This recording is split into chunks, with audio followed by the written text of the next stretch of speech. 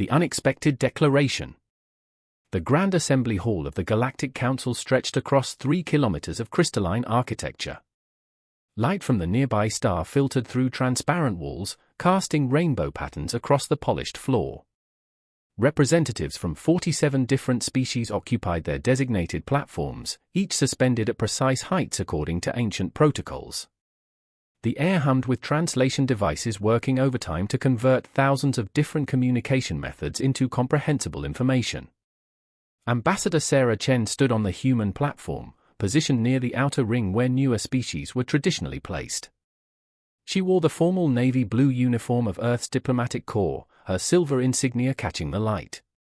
At 42 years old, she had served the Council for 8 years, watching and learning while humanity quietly built its place among the stars. Today, everything would change. Council Speaker Theron, a towering crystalline being from the Lumina Collective, raised 3 of his 6 arms to signal for silence. His voice resonated through every translator in the chamber. We convene this emergency session to address the crisis developing in Sector 7. The Zephyrin Collective has issued an ultimatum to the human colonies in the Aurora system.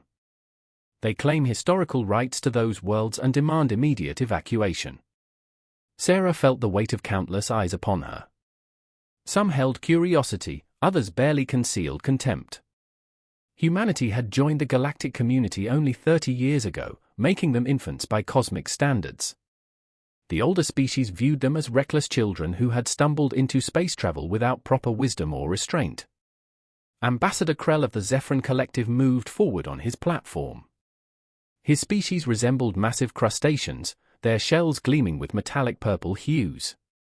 For compound, I swiveled to focus on Sarah. The humans occupy worlds that belonged to our ancestors 12,000 years ago. We have provided archaeological evidence, historical records, and genetic markers proving our claim. By Council law, we have the right to reclaim our ancestral territory. Sarah remained motionless, her expression carefully neutral. She had reviewed the Zephyrin evidence. It was technically valid, though conveniently discovered only after human colonies had made those barren worlds habitable and prosperous. The humans have 48 hours to begin evacuation, Krell continued. If they refuse, the Zephyrin Defense Armada will enforce our rightful claim. We regret the necessity, but law is law. Council Speaker Theron turned his attention to Sarah. Ambassador Chen, you have been granted the floor to present humanity's response. Sarah stepped forward to the edge of her platform. When she spoke, her voice was calm and measured.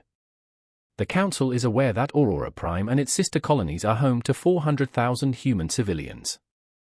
Families, children, elderly citizens who have built their lives on those worlds. 48 hours is insufficient time to evacuate even a fraction of that population. That is a human problem, Krell interjected. You should not have settled disputed territory. The territory was not disputed when we arrived, Sarah replied. For 20 years, Aurora has been a peaceful human settlement.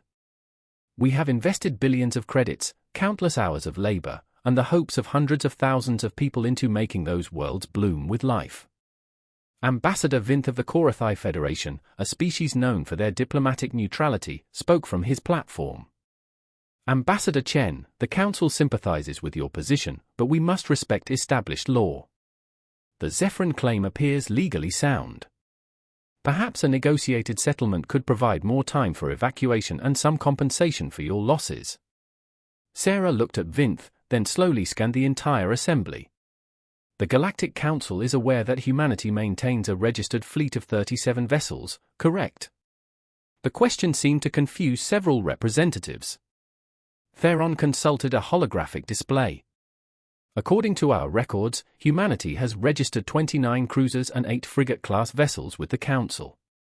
This is accurate. And the Zephyrin Defense Armada? Sarah asked. Krell's mandibles clicked with satisfaction. 473 warships, including 82 dreadnoughts. The largest military force in this sector of space. Sarah nodded slowly. I see. The Council believes, then, that any military resistance from humanity would be futile. That we should simply accept the loss of our colonies and the displacement of nearly 500,000 people because we lack the strength to oppose the Zephyrin claim. It is not about belief, Ambassador, Theron said gently. It is about mathematics. Your fleet cannot stand against the Zephyrin armada. We do not wish to see pointless bloodshed. For the first time since the session began, Sarah smiled. It was a small expression, barely noticeable, but something in it made several of the closer representatives feel suddenly uncomfortable. Council Speaker, I thank you for your concern about human casualties, Sarah said. However, I must inform this assembly that humanity will not be evacuating Aurora Prime or any of our colonies. We will defend our people and our territory. The chamber erupted in noise. Representatives from dozens of species began speaking at once, their translations overlapping into a cacophony of confusion and disbelief. Krell's voice cut through the chaos. You condemn your own people to death, human. My armada will crush your pathetic fleet and take those worlds by force. The blood will be on your hands. Sarah waited for the noise to subside before she responded. Ambassador Krell, I want to be very clear about something. Those 37 vessels registered with the Council represent our diplomatic escort fleet. They are not our military. Silence fell across the chamber like a physical weight. What are you saying? Theron asked, his crystalline form refracting light in patterns that indicated confusion. I am saying that humanity has been preparing for this moment since the day we joined the galactic community, Sarah replied. We have watched the Council debate while aggressors expand their territories. We have witnessed peaceful species lose their worlds because the Council could not act quickly enough to protect them. We learned that in this galaxy, trust is earned through strength. She raised her hand, activating a holographic communicator built into her uniform. This is Ambassador Chen. Authorization code Phoenix 77 Alpha. Initiate Operation Daybreak. A new holographic display materialized at the center of the assembly chamber, visible to all representatives. It showed the Aurora system in real time, updated by quantum-linked observation satellites. The 3 human colonies appeared as green indicators. Moving toward them from the edge of the system was a red mass representing the Zephyrin armada. Then, one by one, blue indicators began appearing throughout the system. Dozens at first, then hundreds. They emerged from what had appeared to be empty space, from behind moons and asteroids, from orbital positions that sensors had somehow failed to detect until now. What is this? Krell demanded, his voice rising with alarm. That, Sarah said quietly, is the first response fleet of the Human Defense Network. 347 warships, including 76 heavy cruisers and 18 carrier groups. They have been stationed in the Aurora system for the past 6 months, waiting for this exact scenario. The chamber erupted again, this time with genuine shock. Ambassador Vinth leaned forward on his platform. How? Our sensor networks should have detected such a massive deployment. There was no report of any fleet movements. Sarah's smile grew slightly. Humanity developed stealth technology specifically to avoid detection by Council monitoring systems. We wanted to see how the galaxy would respond to various crises before revealing our true capabilities. Today, you see the result of 3 decades of preparation. On the holographic display, the blue indicators began moving into formation. The Zephyrin armada, which had been advancing confidently toward Aurora Prime, suddenly halted. Even across the vast distance of space, the shock of the Zephyrin commanders was evident in their hesitation. Krell's shells rattled with agitation.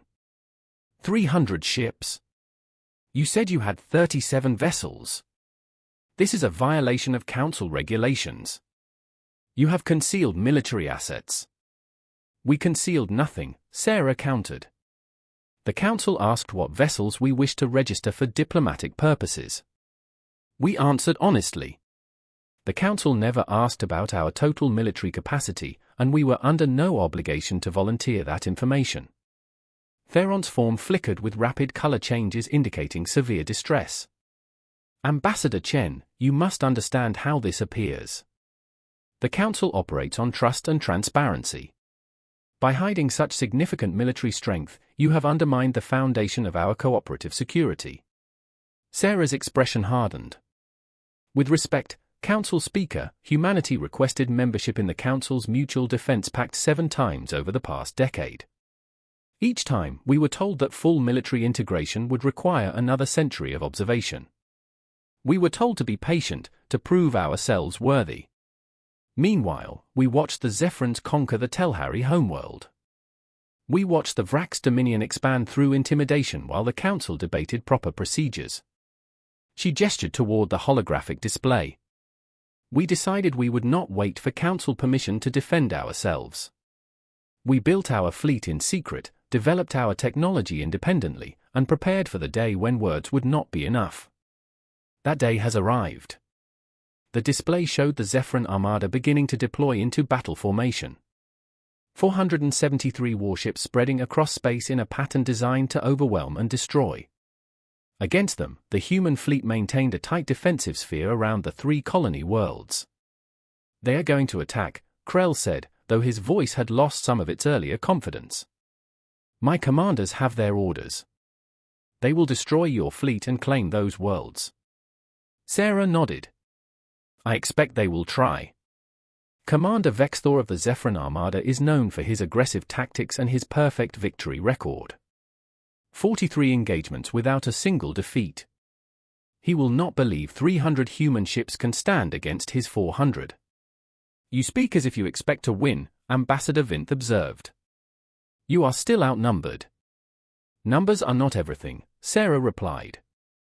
The Zephrons have superior numbers. They have decades more experience in space warfare. They have weapons that have crushed every enemy they have faced. What they do not have is knowledge of what humanity has built. On the display, the first Zephron ships opened fire. Brilliant streams of energy weapons crossed the void, targeting the outermost human vessels. The Council representatives watched in silence, expecting to see human ships destroyed in the opening salvo. Instead, something impossible happened. The human ships did not attempt to evade. They did not raise conventional shields or deploy defensive countermeasures. They simply stood their ground as the Zephron weapons struck them. And the weapons vanished. Not deflected. Not absorbed. They simply ceased to exist the moment they made contact with the human vessels. What was that? Theron demanded. What technology are you using? Sarah's eyes remained fixed on the display. That, Council Speaker, was humanity demonstrating why we spent 30 years preparing in secret. The Zephrons are about to learn what happens when you underestimate Earth. The human ships began to move. They flowed through space with a coordination and precision that seemed impossible for vessels of their size. They moved as if controlled by a single consciousness, each ship anticipating the actions of all others. The tight defensive sphere transformed into a complex 3-dimensional formation that wove between Zephron firing lanes. Then the human ships returned fire. What happened next would be replayed in military academies across the galaxy for generations. Human weapons, based on principles the Council had never seen, reached out across the void. They did not travel at the speed of light. They moved through space in ways that violated conventional physics, arriving at their targets instantaneously. Zephron dreadnoughts, the pride of their armada, found their shields failing under focused human assault. Their weapon systems went offline. Their engine sputtered and died. Within minutes, 17 of the largest Zephron warships were drifting hulks, completely disabled but with their crews still alive. Impossible, Krell whispered. How are you doing this? Sarah finally turned away from the display to face the Zephron ambassador directly. When humanity first reached for the stars, we were terrified of what we might find. We had spent thousands of years fighting ourselves, building weapons of incredible destruction, learning every possible way to kill each other. We brought all that knowledge, all that experience, all that terrible expertise into space with us. She paused, letting her words sink in. The Council sees us as children because we have been among the stars for only 30 years. But we have been preparing for war for thousands of years. Every conflict in human history, every innovation driven by survival, every lesson learned through blood and sacrifice, we brought all of it to this moment. The display showed more Zephyrin ships falling silent as human weapons found their marks. Not destroyed, Sarah noted with satisfaction. The human fleet was following their orders precisely. Disable, do not kill. Prove the point without unnecessary slaughter. And this fleet, Ambassador Vint said slowly, these 300 ships, this represents your full military capacity. Sarah turned to him, and this time her smile held no warmth at all. No, Ambassador. This is our first response fleet. The one we deploy when we want to resolve a situation quickly and with minimal casualties. She looked around the chamber, meeting the eyes of every representative who would look at her. The Council is about to learn something important about humanity. We did not join your assembly because we needed your protection. We joined because we hoped to find wisdom, cooperation, and peace among the stars. We hoped that together we could build something better than endless conflict and territorial disputes. The holographic display showed the Zephyrin armada beginning to break formation. Ships were fleeing now, abandoning their assault on Aurora Prime. Commander Vexthor's perfect record was about to be shattered. But we also learned to prepare for disappointment, Sarah continued. So yes, we built our fleet in secret. We developed technology beyond what the Council believed possible. We trained crews and ran simulations and prepared for every conceivable threat. And today, you see the result. Krell's shells had gone pale, a sign of shock in his species. If this is your first response, what comes next? Sarah's expression remained cold. If the Zephyrin collective chooses to escalate, if they send reinforcements or attempt retaliation against human worlds, then they will meet our second wave. Approximately 800 vessels designed specifically for deep strike operations. Beyond that, should the threat continue to grow, we have our primary battle fleet. I am not authorized to disclose its size, but I can tell you it makes this engagement look like a training exercise. The chamber had gone completely silent. Even the ambient hum of translation devices seemed muted in the face of this revelation. Council Speaker Theron's voice, when he finally spoke, carried a note of something that might have been fear. Ambassador Chen, you must understand the implications of what you are telling us. If humanity possesses military strength of this magnitude, it changes the entire balance of power in the galactic community. Other species will fear you. They will see you as a threat.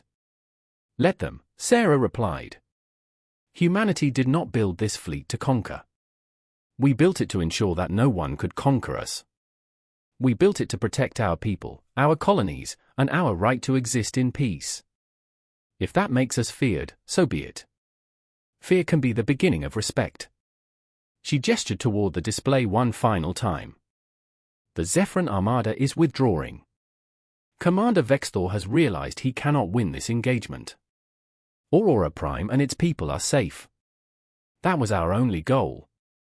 And what happens now? Vinth asked. What does humanity want from this council? Sarah considered the question carefully. We want what we have always wanted. Partnership? Cooperation. A voice in decisions that affect us. We want the Council to function as it was meant to, protecting its members rather than watching from the sidelines while aggressors take what they please. She paused, choosing her next words with precision. But we also want the galaxy to understand something very clearly. The days of dismissing humanity as insignificant children are over. We have proven we can defend ourselves. We have shown that we possess capabilities the Council did not anticipate. What you saw today was just the first wave. The phrase hung in the air like a challenge and a promise. Representatives began murmuring among themselves, processing the implications. The galaxy had just fundamentally changed, and everyone in the chamber knew it. Sarah Chen remained standing on her platform, watching the holographic display as the last Zephyrin ships fled the Aurora system. 300 human warships maintained their defensive positions, vigilant and ready. Somewhere beyond the Council's sensors, hundreds more vessels waited in reserve, hidden by technology the galaxy was only beginning to understand. Humanity had stepped onto the galactic stage not as supplicants seeking protection, but as a power demanding recognition. The Council would never see them the same way again. And across the vast expanse of space, other species with aggressive ambitions would be recalculating their plans, wondering what else humanity had kept hidden. The age of underestimating Earth had ended. What came next would reshape the galaxy forever. The truth unveiled. The aftermath of the Aurora system engagement rippled across the galaxy faster than light-speed communications could carry it. Within hours, every major species had received detailed reports of what had transpired. The Zephyrin Collective's mighty armada, 473 warships strong, had been routed by a human force they outnumbered. Military analysts across 1,000 worlds studied the battle recordings, trying to understand how such an outcome was possible. On Earth, deep beneath the Rocky Mountains in what had once been an emergency government bunker, Fleet Admiral Marcus Webb stood in the Operations Control Center. The room stretched 300 meters in length, its walls covered with holographic displays showing every human vessel, every colony, every strategic position humanity maintained across 24 star systems.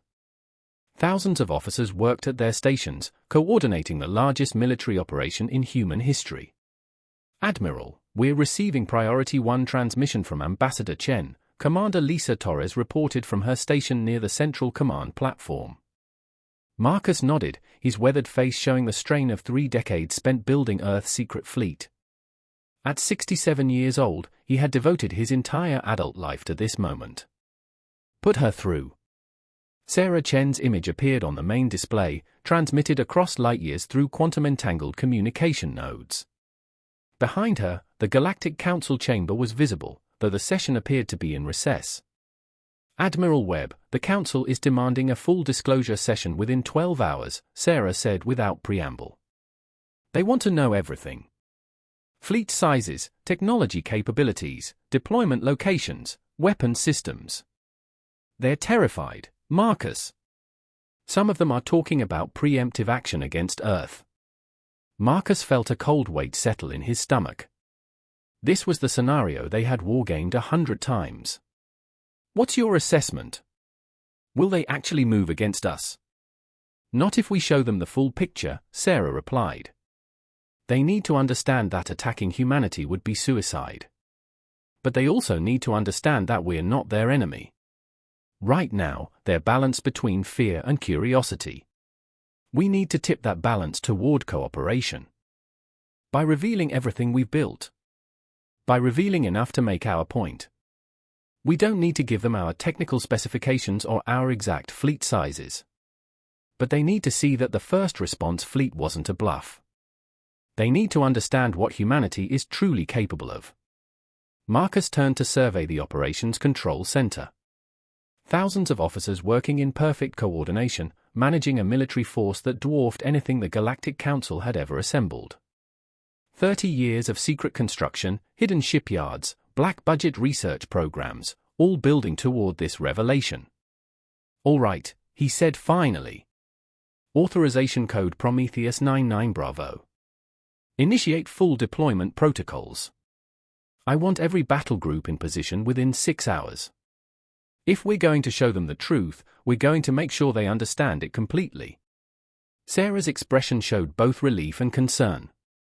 Marcus, full deployment means revealing positions we've kept hidden for decades.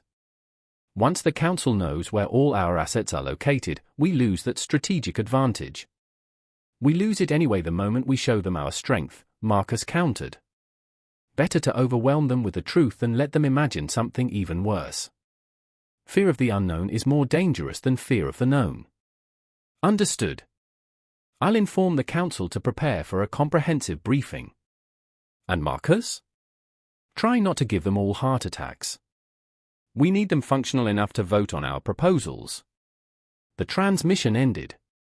Marcus stood alone on the command platform for a moment, gathering his thoughts. Then he turned to address his senior staff. Ladies and gentlemen, in 6 hours we're going to reveal to the galaxy what humanity has built. Every hidden shipyard is going to decloak.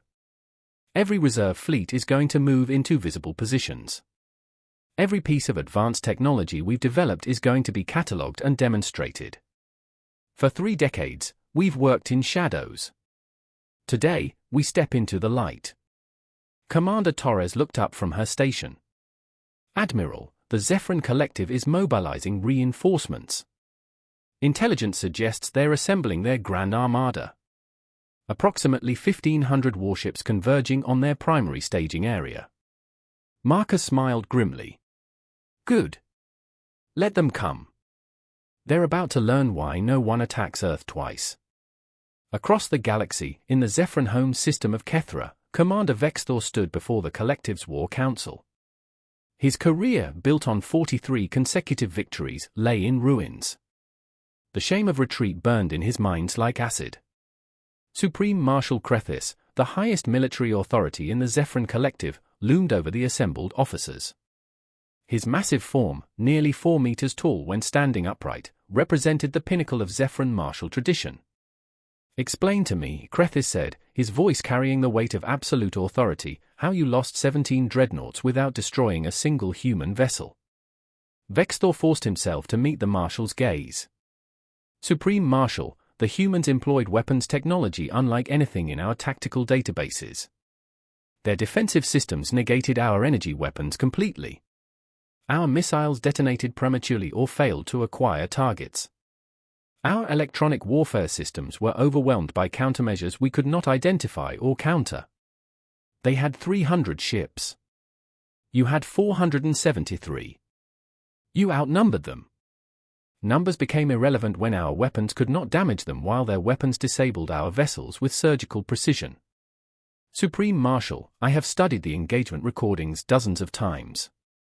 The humans fought with a level of coordination that suggests quantum-linked tactical networks. Every ship knew what every other ship was doing. They moved as one organism. Another officer, Fleet Commander Zaxith, stepped forward. Supreme Marshal, I have analyzed the human weapon signatures. They appear to use principles derived from quantum manipulation and possibly even localized space-time distortion. Such technology should not be possible for a species that has been in space for only 3 decades. Krethis turned his massive form to face a holographic display showing the Aurora system engagement. The Grand Armada is being assembled. 1,500 warships, including every dreadnought we can mobilize. We will crush these humans and reclaim our rightful territory. Supreme Marshal, Vexthor said carefully, I must advise against direct confrontation with the human fleet. We do not understand their capabilities. We do not know their full strength. Attacking them again without better intelligence would be reckless. The chamber fell silent.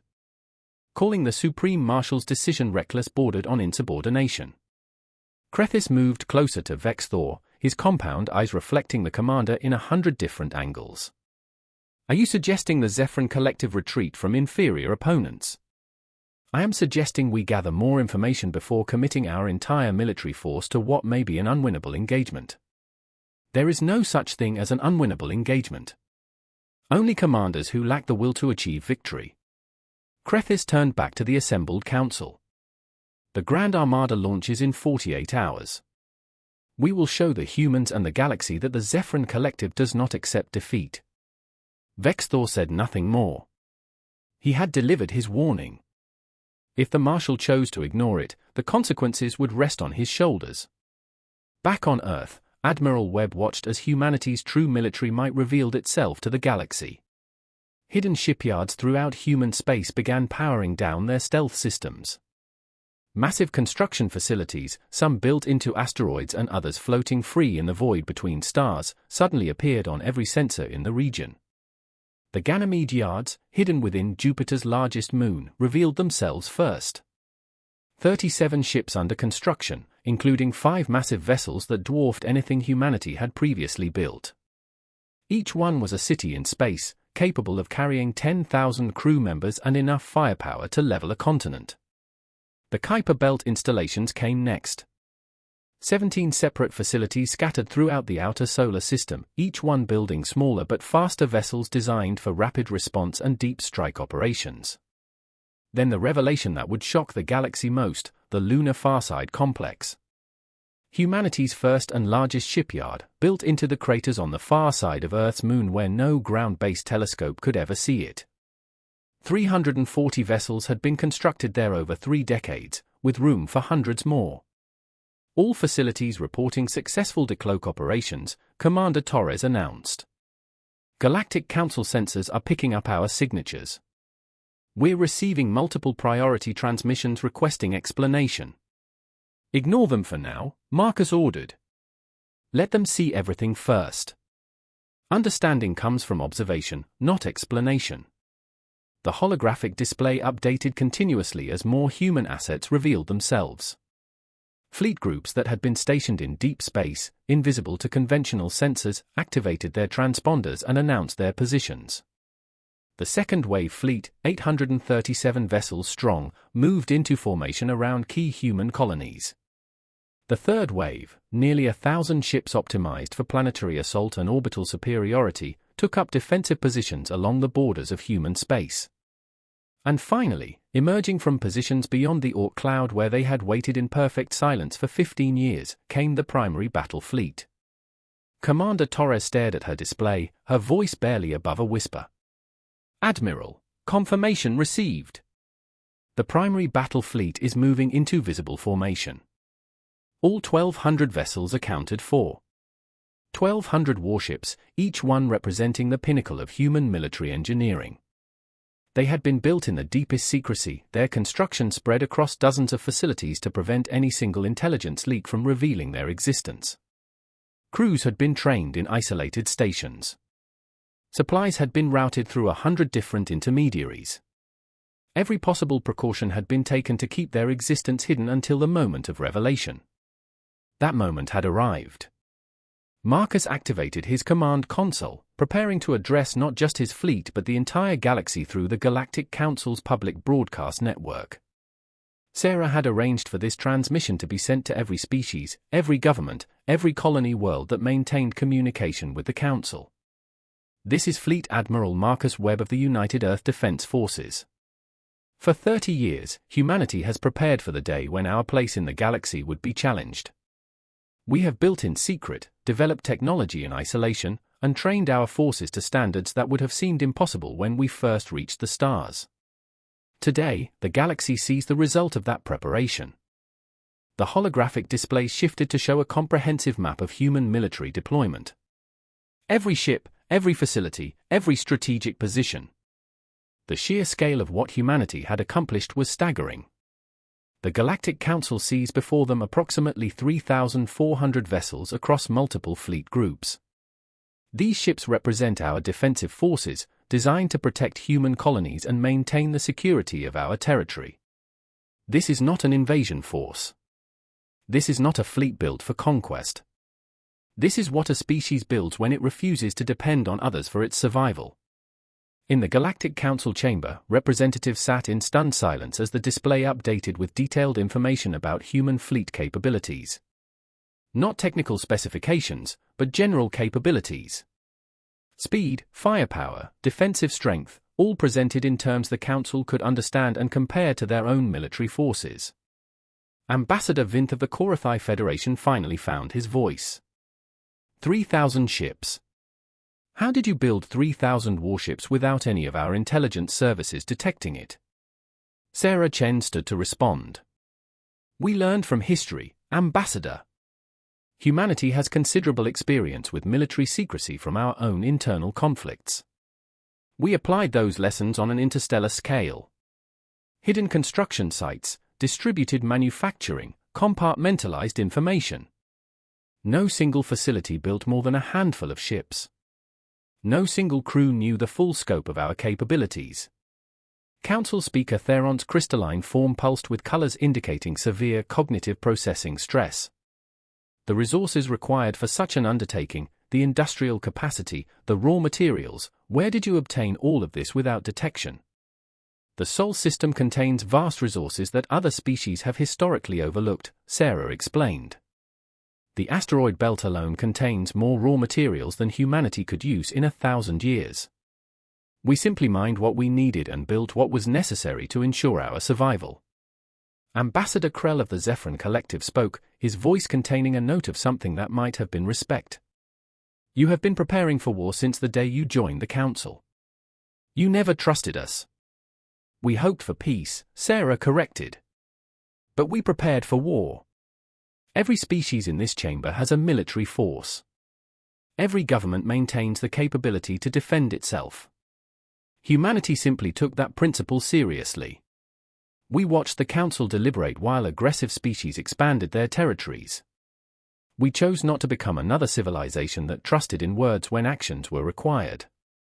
On the display, Admiral Webb's transmission continued. The Zephyrin Collective is assembling what they call their Grand Armada. 1,500 warships to exact revenge for their defeat at Aurora Prime. I want to be very clear about what will happen if that armada attacks human territory. The holographic map shifted to show battle simulations. Human forces versus Zephyrin forces, played out in detailed tactical analysis. The Zephyrin fleet will be destroyed within 6 hours of engagement. Not damaged. Not defeated. Destroyed. Our weapon systems are designed specifically to counter the types of shields and armor the Zephyrin military employs. Our tactical coordination exceeds anything the Collective has demonstrated. Our crews have trained in simulation scenarios that cover every possible contingency. Marcus paused, letting the simulations play out on screens across the galaxy. In every scenario, the human fleet achieved overwhelming victory with minimal losses. But I want to emphasize something important. Humanity does not want this war. We do not seek the destruction of the Zephyrin Collective. We simply want to live in peace on worlds we have made our own. The Aurora system colonies have been human homes for 20 years. The people there have built lives, raised children, created communities. We will defend them with every resource at our disposal. In the Zephyrin War Council chamber, Supreme Marshal Krethis watched the human simulations with growing unease. Commander Vexthor stood beside him, saying nothing but watching carefully. These simulations could be fabrications, Krethis said, though his voice lacked conviction. Psychological warfare designed to make us hesitate. Supreme Marshal, Vexthor replied quietly, everything the humans have shown us so far has been accurate.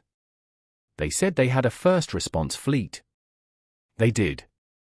They said they had advanced weapons. They demonstrated them. I do not believe they are fabricating their capabilities now.